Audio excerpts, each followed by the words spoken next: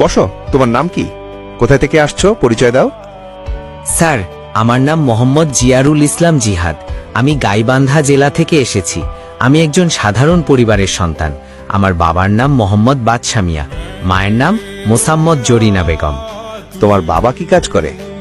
Sir, আমার বাবা কৃষি কাজ করেন। কৃষি কাজ করে সংসার চলে তোমাদের? জি স্যার, কষ্ট হলেও সৎভাবে আমাদের সংসার চলে। বেশ ভালো। আচ্ছা, তোমাদের মাসিক আয় কত আসে? স্যার, মাসে নির্দিষ্ট নয়, গড়ে তাও প্রায় 1000 টাকার মতো আয় হয়। ও আচ্ছা, এখন বলো তুমি কেন সেনাবাহিনীতে যোগদান করতে চাও? স্যার, দেশের সেবা করা আমার স্বপ্ন। শৃঙ্খলা, সম্মান ও দেশপ্রেমের জন্য আমি সেনাবাহিনীতে যোগ দিতে চাই। সেনাবাহিনীতে অনেক পরিশ্রম ও কষ্ট করতে হয়, তুমি তা করতে পারবে? জি স্যার, আমি শারীরিক ও মানসিকভাবে প্রস্তুত।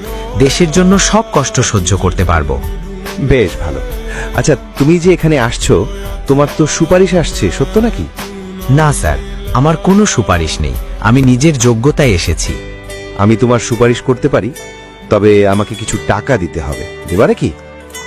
স্যার, আমি বিশ্বাস করি সেনাবাহিনী সম্পূর্ণ সততা ও যোগ্যতার উপর চলে।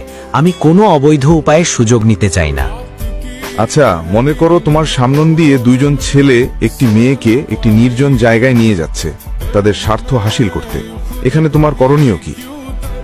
আমি প্রথমে মেয়েটির নিরাপত্তা নিশ্চিত করার চেষ্টা করব।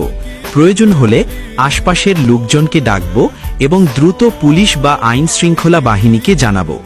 বেশ ভালো। বলো তো, তেঁতুলে কি অ্যাসিড পাওয়া যায়? হ্যাঁ, তেঁতুলে প্রাকৃতিকভাবে টার্টারিক অ্যাসিড পাওয়া যায়। পানির সংকেত কি? স্যার, পানির রাসায়নিক সংকেত হল H2O। তোমার ফোনে তো খারাপ ভিডিও দেখলাম আছে, কবে থেকে এগুলো দেখো? না স্যার, আমি এ ধরনের ভিডিও দেখি না।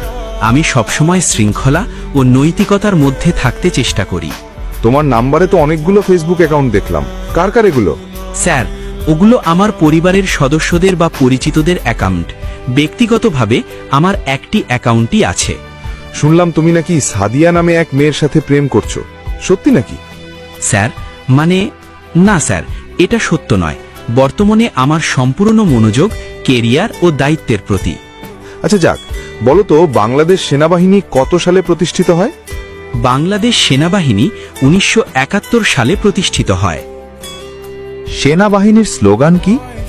সমরে আমরা, শান্তিতে আমরা, সর্বত্র আমরা দেশের তরে। বাংলাদেশের বীর শ্রেষ্ঠ উপাধিপ্রাপ্ত সিপাহী মোট কতজন? 7 জন স্যার। একজন বীর শ্রেষ্ঠ সিপাহীর নাম বলো তো। বীরশ্রেষ্ঠ মতিউর রহমান। আচ্ছা বলো তো, তুমি এ যাবৎ কয়টি মেয়েকে খেয়ে দিয়ে ছেড়ে আসছো? স্যার, একটাও না। এই ধরনের প্রশ্ন আমার ব্যক্তিগত জীবন সংক্রান্ত। আমি শৃঙ্খলা ও নৈতিকতায় বিশ্বাসী। তুমি একটা মেয়ের সাথে কত মিনিট পারবে? স্যার, এটা তো আমি জানি না। আমি শালীনতা ও সম্মান বজায় রাখায় বিশ্বাস করি। একটা সুন্দরী যুবতী মেয়ে তোমাকে যদি অফার দেয়, তুমি তখন কি করবে? স্যার, আমি আমার নৈতিকতা ও দায়িত্ববোধ বজায় রেখে বিনয়ের সঙ্গে প্রত্যাখ্যান করব। আচ্ছা বলো তো, আমার বাবার একটা লাল গরু আছে, এর ইংলিশ কি? My father has a red cow. বেশ ভালো। আচ্ছা, খেলাধুলার আগ্রহ আছে তোমার? জি স্যার, খেলাধুলায় আমার আগ্রহ আছে।